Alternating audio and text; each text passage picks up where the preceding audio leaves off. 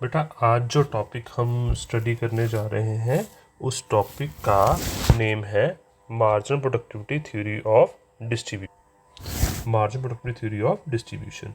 ये जो डिस्ट्रीब्यूशन की थ्योरीज है ना, ये डिस्ट्रीब्यूशन की थ्योरीज ये बताती है कि जो भी टोटल प्रोडक्शन होता है वो जो उनके फैक्टर्स ऑफ प्रोडक्शन में किस ढंग से डिस्ट्रीब्यूट होता है। Land, labour, capital and organisation, जो 4 फैक्टर्स हैं उनमें टोटल आउटपुट किस ढंग से डिस्ट्रीब्यूट होता है। तो और जो marginal productivity theory of distribution ये बताती है कि किसी भी फैक्टर का जो शेयर है टोटल आउटपुट में वो उसकी मार्जिनल प्रोडक्टिविटी के अकॉर्डिंगली ही डिटरमिन होगा। मतलब जितनी उसकी मार्जिनल प्रोडक्टिविटी होगी उसके अकॉर्डिंगली उसको शेयर मिलेगा। मान लीजिए फैक्टर है लेबर, तो लेबर का शेयर यानी कि वेजेस जो होंगी वो उस लेबर की मार्जिनल प्रोडक्टिविटी के अकॉर्डिंगली ही डिटरमिन होंगी। ये मार्जिनल प्रोडक्टिविटी थ्योरी कहती है। तो उससे पहले मैं आपको बताऊंगा different types of marginal productivity. Marginal productivity 3 तरह की हो सकती है। Marginal physical productivity of labour, हम लेबर की बात कर रहे हैं। Marginal revenue productivity of labour and value of marginal product of labour. सबसे पहला है marginal physical productivity of labour. It is the addition made to total output by employing 1 extra unit of labour. मतलब जब हम अपनी labour को 1 unit और बढ़ाएं, हम एडिशनल यूनिट ऑफ लेबर लगाएं, उससे टोटल आउटपुट में जो चेंज आएगा उसको marginal physical productivity of labour कहते हैं। यानी कि marginal physical productivity of labour is equal to total physical productivity of labour up to n unit minus total physical productivity of labour n-1। तो ये marginal physical productivity of labour आता है। Second है marginal revenue productivity of labour. Marginal revenue productivity of labour आएगा marginal physical productivity of labour को जब हम marginal revenue के साथ मल्टीप्लाई कर देते हैं तो marginal physical productivity of labour आ जाता है। ठीक है। उसके बाद थर्ड कंसेप्ट है बेटा value of marginal product of labour. Value of marginal product of labour आता है जब हम marginal physical productivity of labour को एवरेज रेवेन्यू के साथ मल्टीप्लाई कर दें। मतलब value of marginal product of labour is equal to marginal physical productivity of labour into average revenue. और परफेक्ट कंपटीशन में एवरेज रेवेन्यू और मार्जिनल रेवेन्यू सेम होता है, इसीलिए परफेक्ट कंपटीशन में value of marginal product of labour और marginal revenue productivity of labour भी same होता है। इसे हम एक टेबल द्वारा दिखाते हैं। ये वाला टेबल है।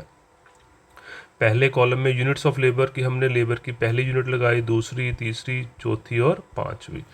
टोटल प्रोडक्शन, पहली लेबर लगाने से प्रोडक्शन हुई 5 यूनिट, दूसरी से 9, तीसरी से 12। मतलब प्रोडक्शन इंक्रीज कर रहा है बट एट डिमिनिशिंग रेट से। पहले प्रोडक्शन 4 बढ़ा, फिर 3, फिर 2, फिर 1, because of law of diminishing marginal productivity. और उसकी जो marginal physical productivity of labour हम अगर निकालें, ये total physical productivity of labour है ना, तो मार्जिनल निकालें कितनी की चेंज। मार्जिनल मतलब होता है जो टोटल में चेंज आती है उसको मार्जिनल प्रोडक्शन बोलते हैं।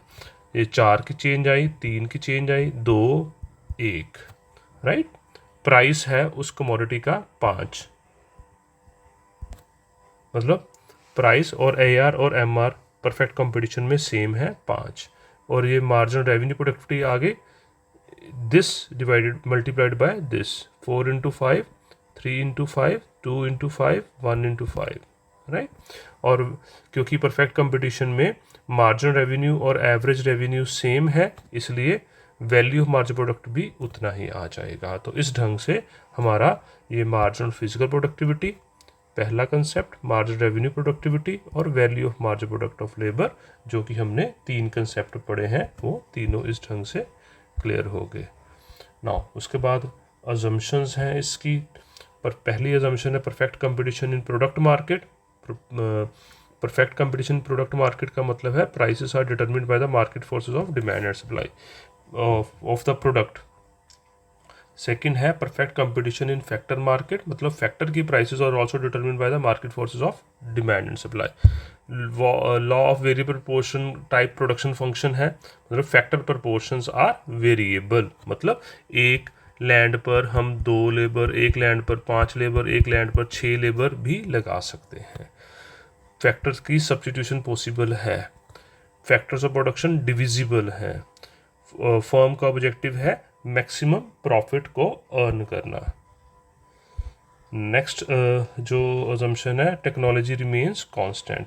एक वेरिएबल इनपुट है, बाकी सारे फिक्स्ड हैं। Law of variable proportions is applicable, ये अजम्पशन हमने पहले भी पढ़ी थी और फुल एम्प्लॉयमेंट है। तो इन अजम्पशंस के साथ हम इस थ्योरी को एक्सप्लेन करेंगे। Explanation of marginal productivity theory of distribution. तो इस थ्योरी को एक्सप्लेन हम दो ढंग से करेंगे, from the view point of industry and second from the view point of firm. From the view point of industry का मतलब है हमने ये देखना है कि उस फैक्टर की प्राइस कैसे डिटरमिन होती है, कितनी प्राइस डिटरमिन होती है। और from the view point of firm हमने ये देखना है कि उस फैक्टर की क्वांटिटी कितनी यूनिट्स उस फैक्टर के एम्प्लॉय किए जाते हैं। ठीक है, तो पहले हम कर रहे हैं from the view point of industry. Industry के अकॉर्डिंगली क्या कहा था हमने देखना है इक्विलिब्रियम का मतलब है कि उस फैक्टर की प्राइस कैसे डिटरमिन होती है। तो क्योंकि परफेक्ट कंपटीशन है कमोडिटी मार्केट में भी और फैक्टर मार्केट में भी, इसलिए परफेक्ट कंपटीशन में प्राइस डिटरमिन होती है जहां पर डिमांड एंड सप्लाई बराबर होंगे। तो लेबर की प्राइस यानी कि वेज रेट भी वहां पर डिटरमिन होगी जहां पर लेबर की डिमांड और लेबर की सप्लाई दोनों बराबर होंगे। तो हम बारी बारी से एक्सप्लेन करेंगे इनको, डिमांड फॉर लेबर को भी और सप्लाई ऑफ लेबर को भी। पहले हम एक्सप्लेन करते हैं डिमांड फॉर लेबर को, एक्सप्लेन करते हैं इसमें।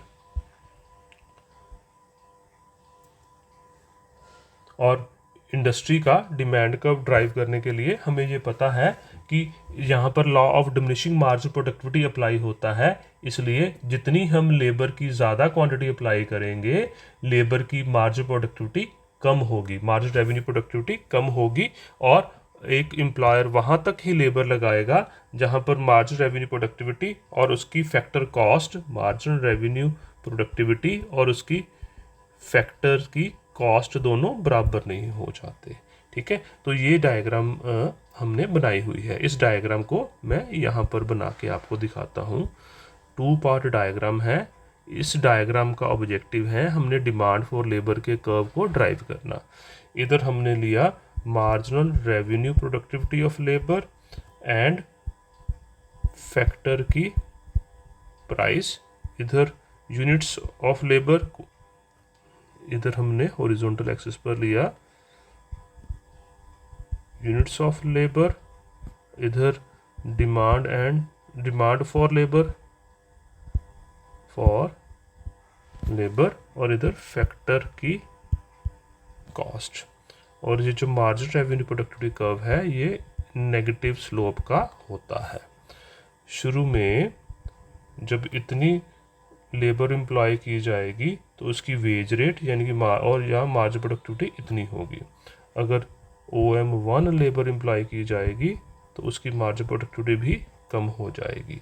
और क्योंकि मार्जिनल रेवेन्यू प्रोडक्टिविटी और फैक्टर कॉस्ट दोनों बराबर होते हैं तो इसी कर्व को, इसी लाइंस को हमने इधर भी ड्रॉ कर OW एंड OW1। इसके अकॉर्डिंगली ये डिमांड फॉर लेबर का कर्व ड्राइव हो जाएगा। OW जब वेज रेट है तो लेबर की डिमांड है OQ। वेज रेट जब OW1 हो जाती है तो लेबर की डिमांड OQ1 हो जाती है। मतलब डिमांड कर्व जो लेबर का वो नेगेटिव स्लोप का होता है। ठीक है, अब हमने सप्लाई ऑफ लेबर को ड्राइव करना है। सप्लाई ऑफ लेबर, सप्लाई का वो फैक्टर यानी कि फैक्टर मतलब लेबर। तो सप्लाई को for the reason of simplicity इन्होंने फिक्स्ड माना है, इसलिए सप्लाई कर्व ऑफ लेबर जो है वो पैरेलल टू हॉरिजॉन्टल एक्सिस होता है।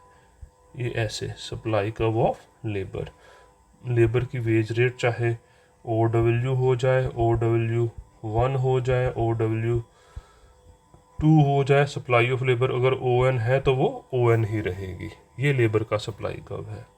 तो अब हमने डिमांड कर्व फॉर लेबर भी ड्राइव कर लिया, सप्लाई कर्व ऑफ भी लेबर भी ड्राइव कर लिया, तो इसके साथ हम इक्विलिब्रियम भी ड्राइव कर सकते हैं। जो इक्विलिब्रियम की डायग्राम है ये साथ में मैं अभी आपको बना के दिखाता हूँ।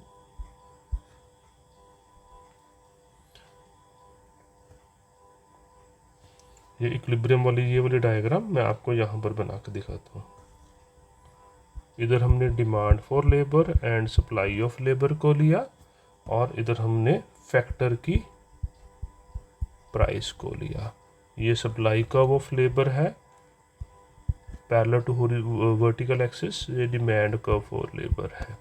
डिमांड फॉर लेबर और सप्लाई ऑफ लेबर इस ई पॉइंट पर कट कर रहे हैं, तो ये इक्विलिब्रियम वेज रेट है। अगर डिमांड फॉर लेबर बढ़ जाती है तो डिमांड कर्व DL1 हो जाता है, ये इक्विलिब्रियम है और ये इक्विलिब्रियम वेज रेट है। अगर डिमांड फॉर लेबर कम हो जाए, DL2 हो जाए, इक्विलिब्रियम और OW2 हो जाता है। मतलब अगर लेबर की डिमांड बढ़ जाती है तो लेबर की प्राइस बढ़ जाएगी, अगर लेबर की डिमांड नीचे आ जाए तो लेबर की प्राइस यानी कि वेज रेट कम हो जाएगी। तो इस ढंग से इंडस्ट्री के पॉइंट ऑफ व्यू से इक्विलिब्रियम डिटरमिन हो जाता है। अब सेकंड हमने करना है from the view point of firm. Firm मतलब एक फर्म के पॉइंट ऑफ व्यू से, जैसे हमने कहा कि लेबर की यानी कि फैक्टर की प्राइस इंडस्ट्री ने डिटरमिन करनी है bye the market forces of demand and supply, और जो प्राइस फर्म इंडस्ट्री ने फिक्स कर दी उस प्राइस पर एक फर्म जितनी मर्जी लेबर चाहे लगा ले बट वो प्राइस को चेंज नहीं कर सकती।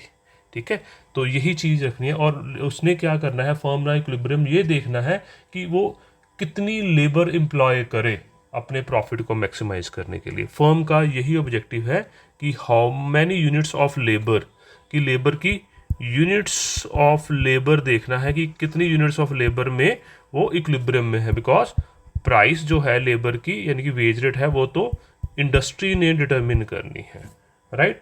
तो एक ये टेबल से हम शो करते हैं। ये टेबल में देखो, टेबल के 5 कॉलम हैं। यूनिट्स ऑफ लेबर कि 1 2 3 4 5 लेबर लगा रहा है और उसकी मार्जिन फिजिकल प्रोडक्टिविटी 10 8 6 4 2 घटती हुई बढ़ रही है, घट रही है मार्जिन फिजिकल प्रोडक्टिविटी। और प्राइस जो है उस कमोडिटी की फिक्स है 2 रुपये, तो मार्जिन रेवेन्यू प्रोडक्टिविटी आ जाएगी 10 इंटू 2 20, 8 इंटू 2 16, 12, 8 एंड 4, ये मार्जिन रेवेन्यू प्रोडक्टिविटी आ जाएगी। और उस फैक्टर की कॉस्ट है 8 रुपये की है, वो लेबर की हर यूनिट 8 रुपये की है। तो इसके अकॉर्डिंगली इक्विलिब्रियम यहाँ पर होगा जहाँ पर फैक्टर कॉस्ट, फैक्टर की कॉस्ट और margin revenue productivity of labour जो है वो दोनों बराबर हो जाते हैं। तो उसके अकॉर्डिंगली वो 4 यूनिट्स ऑफ लेबर लगाएगा, यहाँ पर इक्विलिब्रियम है। और ये इक्विलिब्रियम नहीं हो सकता क्योंकि यहाँ पर मार्जिन रेवेन्यू प्रोडक्टिविटी कम है, मार्जिन फैक्टर कॉस्ट ज़्यादा है। जैसे ये वाला पॉइंट है और उससे पहले ये वाला पॉइंट है when margin revenue productivity is more than margin cost. इसको मैं आपको अच्छे से दिखाता हूँ। When margin revenue productivity is more than margin factor cost, मतलब लेबर से जो प्रोडक्टिविटी हो रही है, प्रोडक्टिविटी ज़्यादा है, उसकी कॉस्ट कम है। तो जब लेबर अपनी कॉस्ट से ज़्यादा प्रोडक्शन दे रही है तो ज़्यादा यूनिट्स ऑफ लेबर लगाएंगे, वहाँ पर रुकना नहीं चाहेंगे। दूसरी तरफ अगर margin revenue productivity is less than margin cost, जैसे ये 5 वाला ये वाला पॉइंट है, तो लेबर से रेवेन्यू कम हो रहा है, उसकी कॉस्ट ज़्यादा पड़ रही है, तो हम लेबर की यूनिट्स को कम करना चाहेंगे। और it is only when margin revenue productivity और मार्जिन फैक्टर कॉस्ट दोनों बराबर हो जाते हैं तो वो इक्विलिब्रियम में आ जाता है। तो इसी को हमने एक डायग्राम में, ये इस डायग्राम में शो किया गया है। डायग्राम में हमने यूनिट्स ऑफ लेबर को हॉरिजॉन्टल एक्सिस पे लिया और फैक्टर कॉस्ट और मार्जिन रेवेन्यू प्रोडक्टिविटी को वर्टिकल एक्सिस पे लिया। यूनिट्स ऑफ लेबर 1 2 3 4 5 5 4 3 2 1, और ये नेगेटिव स्लोप का हमने मार्जिन रेवेन्यू प्रोडक्टिविटी का कर्व बना लिया क्योंकि पता है मार्जिन रेवेन्यू प्रोडक्टिविटी नेगेटिव ही होती है। अब एक साइड के पॉइंट्स लेकर इनको इस कर्व के साथ ऊपर डॉटेड लाइन से ज्वाइन कर दिया। मेरी लाइन टेढ़ी बन सकती हैं स्क्रीन पे, बट कॉपी पर आपने स्केल यूज़ करके इसको ड्रॉ करना है और इनको हॉरिजॉन्टल वर्टिकल एक्सिस से ज्वाइन कर देना है। और हाइपोथेटिकली इनको 4, 8, 12, 16 और 20 वही पॉइंट्स ले लिए जो टेबल में थे। और मार्जिनल फैक्टर कॉस्ट थी 8 रुपये, तो ये वाला जो है इक्विलिब्रियम का पॉइंट आ जाएगा जहां पर marginal revenue productivity of labour और मार्जिनल फैक्टर कॉस्ट बराबर हो जाएंगे। तो इस पॉइंट पर जो फर्म है वो इक्विलिब्रियम में है और वो 4 यूनिट्स ऑफ लेबर को एम्प्लॉय कर रही है। तो इस ढंग से हमारी मार्जिनल रेवेन्यू जो marginal productivity theory of distribution है from the view point of firm भी हमने एक्सप्लेन कर ली। पहले हमने इंडस्ट्री के पॉइंट ऑफ व्यू से एक्सप्लेन की थी। इंडस्ट्री के पॉइंट ऑफ व्यू से क्या था कि इंडस्ट्री ने का इक्विलिब्रियम का मतलब है कि लेबर की यानी कि फैक्टर की प्राइस कैसे डिटरमिन होती है, जो कि डिमांड एंड सप्लाई से होती थी। और फर्म के पॉइंट ऑफ व्यू से क्या था कि इंडस्ट्री ने जो लेबर की प्राइस डिटरमिन कर दी, उस प्राइस पर फर्म जितनी लेबर चाहे लगा सकती है पर प्राइस को चेंज नहीं कर सकती। इसलिए फर्म के इक्विलिब्रियम का मतलब है कि फर्म ने देखना है कि उस प्राइस पर वो कितनी लेबर एम्प्लॉय करे ताकि उसके प्रॉफिट मैक्सिमम हो। और इसके बाद इस की क्रिटिसिज्म है वो आप अपने आप कर लेना। ठीक है बेटा, ओके बच्चे, टेक केयर।